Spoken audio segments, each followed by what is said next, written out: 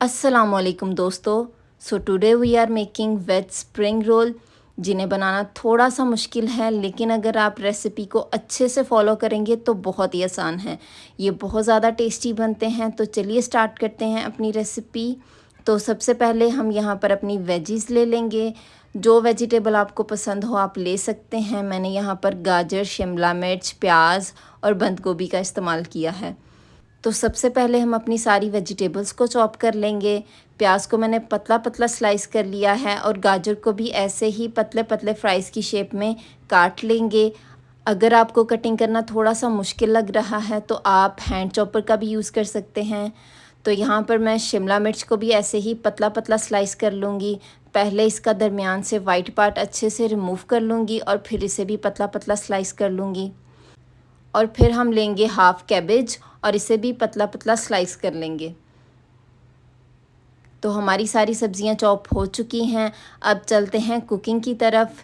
एक कढ़ाई लेंगे और उसमें शामिल करेंगे थोड़ा सा ऑयल और फिर सबसे पहले इसमें शामिल करेंगे चॉप किया हुआ गार्लिक, जिसे मैंने बहुत ही बारीक बारीक चॉप कर लिया था।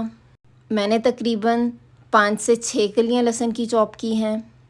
जब ये हल्का ब्राउन हो जाए फिर हम इसमें अपनी बाकी की सारी वेजिटेबल्स को शामिल कर देंगे। सबको एक साथ ही शामिल करेंगे। बस जो कैबेज है उसे थोड़ा लास्ट में शामिल करेंगे क्योंकि वो जल्दी कुक हो जाती है। तो यहाँ पर हम मीडियम फ्लेम पर सारी सब्जियों को कुक कर लेंगे। अच्छे से कुक नहीं करना, सब्जियों को थोड़ा क्रंची ही रखना है, इसलिए हम ज़्यादा कुक नहीं करेंगे। तो यहाँ पर मैं इसमें शामिल कर रही हूँ थोड़ा सा सोया सॉस और चिली गार्लिक सॉस। आप चाहें तो यहाँ पर इसमें केचप भी यूज़ कर सकते हैं या ऑयस्टर सॉस। आप इसमें अपनी पसंद की सीजनिंग ऐड कर सकते हैं। मैंने ज़्यादा सीजनिंग ऐड नहीं की, सिर्फ सोया सॉस और चिली सॉस ऐड की है। अब हम इसमें शामिल कर देंगे कैबेज। हमारी सब्ज़ियाँ तकरीबन 40 से 50% कुक हो चुकी हैं। जब ये 40 से 50% कुक हो जाएं तब हम इसमें कैबेज शामिल कर देंगे।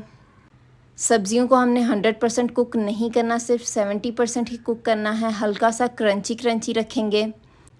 अब हम इसमें शामिल करेंगे अपनी सीजनिंग, हस्ब ज़ायका नमक, पीसी हुई काले मिर्च और थोड़ी सी लाल मिर्च। इसके अलावा कुछ भी मैं इसमें शामिल नहीं करूँगी। अब हम इसे अच्छे से मिक्स कर लेंगे। अच्छे से मिक्स करने के बाद हम इसे 5 मिनट और कुक करेंगे और फ्लेम को ऑफ़ कर देंगे और हमारी स्टफ़िंग तैयार है। अब हम चलते हैं अपने सेकंड स्टेप की तरफ, जो है उसका आउटर शीट बनाना। तो यहाँ पर मैंने लिया है 1 कप मैदा, फिर इसमें शामिल किया है थोड़ा सा नमक और 1 कप ही दूध। फिर हम इसे मिक्स कर लेंगे और फिर मैं इसमें शामिल करूँगी पानी तकरीबन मैंने 1 गिलास शामिल किया था, क्योंकि हमने इसे बिल्कुल रनी बनाना है। बहुत ही पतला बैटर तैयार करना है, बिल्कुल भी थिक नहीं होना चाहिए। मैं आपको इसकी कंसिस्टेंसी दिखा देती हूँ, ये बिल्कुल रनी है। तो हमारी शीट का बैटर तैयार हो चुका है। अब हम चलते हैं इसकी कुकिंग की तरफ। तो यहाँ पर मैंने ले लिया है एक पैन, जिसे मैंने हल्का सा, बहुत ही हल्का सा गरम करके फ्लेम को ऑफ़ कर दिया है।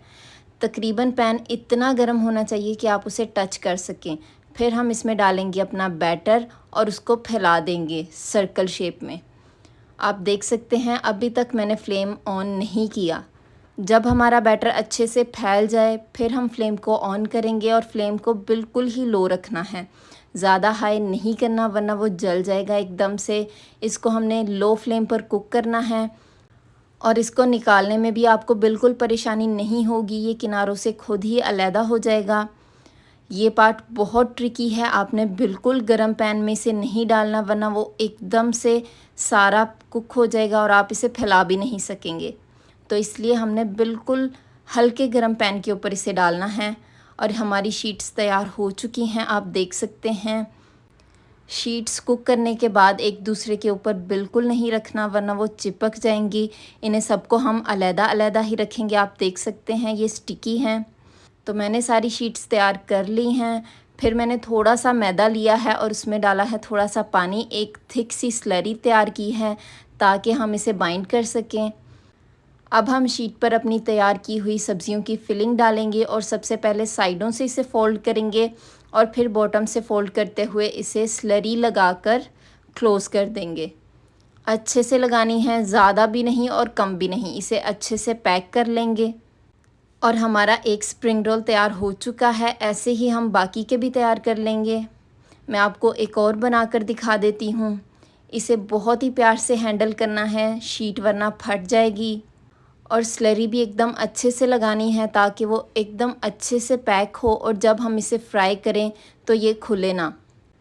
हमारा एक और स्प्रिंग रोल तैयार हो चुका है। ऐसे ही हम बाकी के सारे स्प्रिंग रोल्स तैयार कर लेंगे। तो हमारे स्प्रिंग रोल्स तैयार हो चुके हैं। अब चलते हैं फ्राई की तरफ।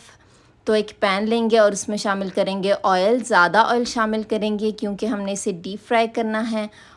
जब ऑयल अच्छे से गर्म हो जाए तब हम इसमें शामिल कर देंगे अपने सारे स्प्रिंग रोल्स और फ्लेम को थोड़ा लो कर देंगे। हमने इसे लो फ्लेम पर ही फ्राई करना है, फ्लेम को हाई नहीं करना, ताकि शीट्स अंदर से भी एकदम कुक हो जाएं। तो इसे फ्लिप करते हुए दोनों तरफ से तब तक कुक करेंगे जब तक कि अच्छा सा ब्राउन कलर नहीं आ जाता। तो यहाँ पर तकरीबन हमारे स्प्रिंग रोल्स फ्राई हो चुके थे। अब हम इन्हें निकाल लेंगे और ऐसे ही हम अपने बाकी के स्प्रिंग रोल्स भी फ्राई कर लेंगे। आपने इस चीज़ का ध्यान रखना है कि ऑयल बहुत ज़्यादा गर्म नहीं होना चाहिए और स्प्रिंग रोल्स शामिल करते ही हम फ्लेम को बिल्कुल लो कर देंगे। तो हमारे मज़ेदार से स्प्रिंग रोल्स तैयार हो चुके हैं। ये बहुत ज़्यादा टेस्टी बने थे। आप वेज स्प्रिंग रोल्स की ये रेसिपी ज़रूर ट्राई करिएगा। आप इसकी स्टफिंग जैसे चाहें बना सकते हैं। जो सब्ज़ियां आपको पसंद हों आप शामिल कर सकते हैं। बस आपने शीट बनाते हुए इस चीज़ का बहुत ध्यान रखना है कि पैन बिल्कुल भी ज़्यादा गर्म नहीं होना चाहिए जब आप उसमें अपना बैटर फैलाएं। So do try it and thank you so much for watching my recipes. और अगर आपको मेरी ये वेज स्प्रिंग रोल की रेसिपी पसंद आई हो तो लाइक, शेयर और सब्सक्राइब करना मत भूलिएगा।